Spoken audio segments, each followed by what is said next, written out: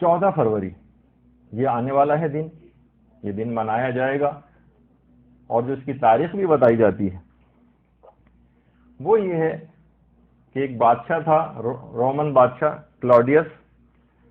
وہ یہ سمجھتا تھا کہ میرے جو فوجی ہیں وہ اسی عشق و عاشقی کی وجہ سے یا شادیاں کرنے کی وجہ سے یہ بار بار شکست کا شکار ہو جاتے ہیں. تو اس نے شادی کرنے پر پابندی لگا دی. تو اس زمانے میں ایک عیسائی مبلغ تھا جس کا نام تھا سینٹ ویلنٹائن. اس نے باقاعدہ بغاوت کی، بادشاہ نے اس کو گرفتار کیا اور 14 فروری کے دن اس کے قتل کا حکم جاری ہوا اور وہ قتل ہو گیا. عیسائی پوپ نے 14 فروری کے اس دن کو اس کے نام سے موسوم کر دیا. پھر اس دن کو منایا جانے لگا، البتہ اب سے 10-15 سال پہلے تک اس کا کوئی وجود یہاں پر نہیں تھا، کسی نے سنا بھی نہیں تھا اس قسم کو کوئی نام. اس کے بعد پھر آہستہ آہستہ جب اس کے یعنی ان کو فائدے نظر آئے اپنے تئیں، یعنی لوگوں کو بگاڑنے کے اعتبار سے، تو باقاعدہ ایک پوری انڈسٹری بن گئی. اب تو اس کے پیچھے پیسے کا بھی بہت بڑی انوالومنٹ ہے. چلیں، ان کا ایک دن تھا، عیسائیوں کا ایک دن تھا، انہوں نے جو بھی منایا. آپ اس دن کو کیوں منا رہے ہیں؟ یہ ہے سوال. دیکھیے، بہت بڑی چیز ہے کفار اور اغیار کی ثقافت کا فروغ. یہ ایک ایسا معاملہ ہے کہ جس کے اندر باقاعدہ علماء نے فتاوے جاری کی ہیں، اور کتنے ہی ایسی چیزیں ہیں کہ اگر کفار، اغیار اور اجانب کی ثقافت کا فروغ شمار ہوتا ہو تو اس کو، ان چیزوں کو حرام بھی قرار دیا ہے. بہت سارے فقہی مسائل کے اندر اس قسم کے فتاوے آتے ہیں. تو اگرچہ جیسے ٹائی پہننا بہت سارے علماء کے نزدیک جائز ہے ٹائی پہننا، لیکن جو علماء حرام قرار دیتے ہیں یا احتیاط واجب لگاتے ہیں اس میں، جیسے مثلا آیت اللہ خامنہ، ان کے بھی فتووں کی جو اساس ہے اس کے اندر ایک یہ بھی ہے کہ اس سے اغیار اور اجانب یعنی کفار کی ثقافت کا فروغ ہوتا ہے. اور دیگر مراجع نے خیر اجازت بھی دی ہے، کیونکہ اب یہ براہ راست ٹائی پہننا یعنی ایسا نہیں کہ کوئی اس کو کافروں کا شعار سمجھ، یعنی اتنی زیادہ رائج ہو گئی تو ایک الگ بات ہو گئی. لیکن بہرحال یہ ثقافت کا فروغ یہ بہت اہم چیز ہے.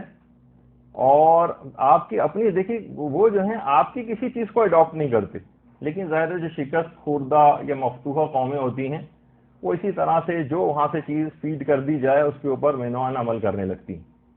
یہی وجہ ہے کہ باقاعدہ اس کے خلاف فتاوے دیے گئے ہیں، اور باقاعدہ رہبر معظم کے کتنے اقوال ہیں نوجوان نسل کے لیے کہ سب سے زیادہ خطرہ اگر کسی چیز سے ہو سکتا ہے تو وہ مغربی ثقافتی الغار ہے. نوجوانوں کو اس سے بہت ہوشیار رہنا چاہیے.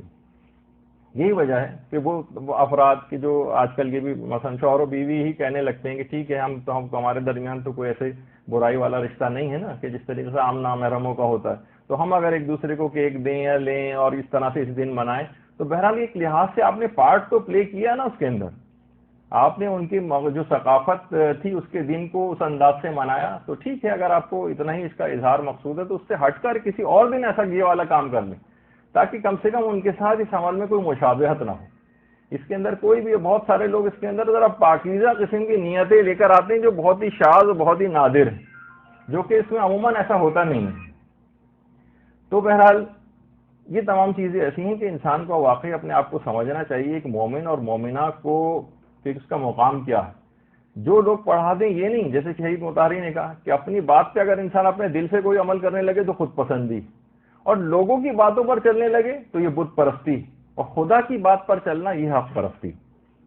تو ان لوگوں کی باتوں پہ نہ چلیں کہ جو فیڈ کر دی گئی آپ کو بس آپ نے نا اس کو ان کی پیروی کرنا شروع کر دی. اپنا دماغ بھی استعمال کریں کہ اس دن کو ہم کیوں منا رہے ہیں، اس دن کی کیا تاریخ ہے.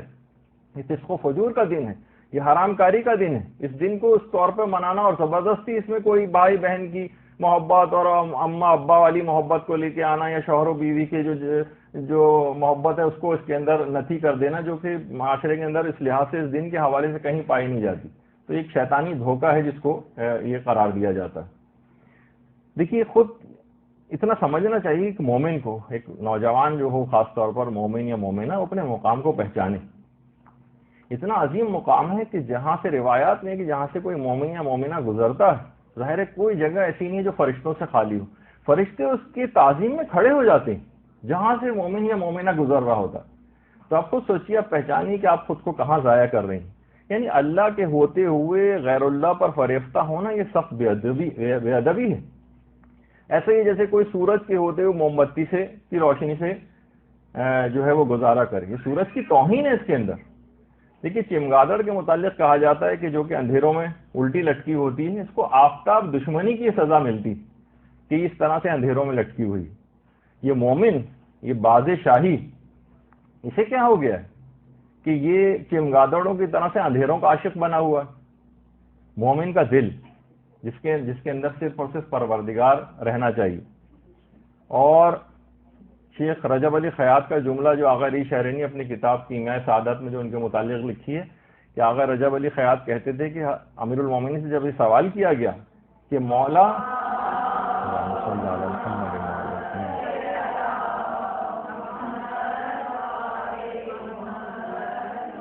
کہ آپ اس بلند مرتبے پہ کیسے فائز ہوئے، تو آپ نے فرمایا کہ میں دل کے دروازے پر آ کر بیٹھ گیا اور خدا کے علاوہ کسی کو راہ نہ دی۔ یہ امیر المومنین کا، یعنی ہمارے لیے اسوہ حسنہ ہے، جو پیروی ہمیں جن کی کرنا ہے، ان کا یہ خیال۔ تو مومن کا دل کہا جاتا ہے کہ یہ لکڑی کے ترازو کی طرح سے نہیں ہونا چاہیے اس میں لکڑی تولی جاتی کہ پاؤ دو پاؤ اس کے اندر ڈال بھی دیں تو ہلتا تک نہیں ہے، اس کے ترازو کا کانٹا تک اپنی جگہ سے حرکت نہیں کرتا۔ مومن کا دل تو سونے کے ترازو کی طرح سے ہونا چاہیے جو سانس لینے سے بھی ہل جاتا ہے، یعنی جہاں کوئی حرام خوشی آئی اس کے دل کو کانپ جانا چاہیے۔ یعنی مومن کا دل کسی لکڑی کے ترازو کی طرح سے بے حس نہیں ہونا چاہیے کہ گناہوں کی جتنی بھی حرام لذتیں وہ درآمد کرتا رہے، اس پہ کوئی اثر ہی نہ ہو۔ کہا جاتا ہے نا کہ ہرن کی ناف میں جب مشک پیدا ہو جاتا ہے، خوشبو، تو وہ سوتا نہیں اور کھڑے کھڑے اونگ لیتا ہے، ڈرتا ہے کہ کہیں میرا کوئی مشک چرا کر نہ لے جائے۔ اسی طریقے سے کوئی مومن جس کے پاس دولت ایمان، اسے بھی اتنا ہی چوکنا رہنا چاہیے کہ کوئی نامحرم اسے چرا کر نہ لے جائے جو اس کے دل کے اندر ایمان پایا جاتا ہے۔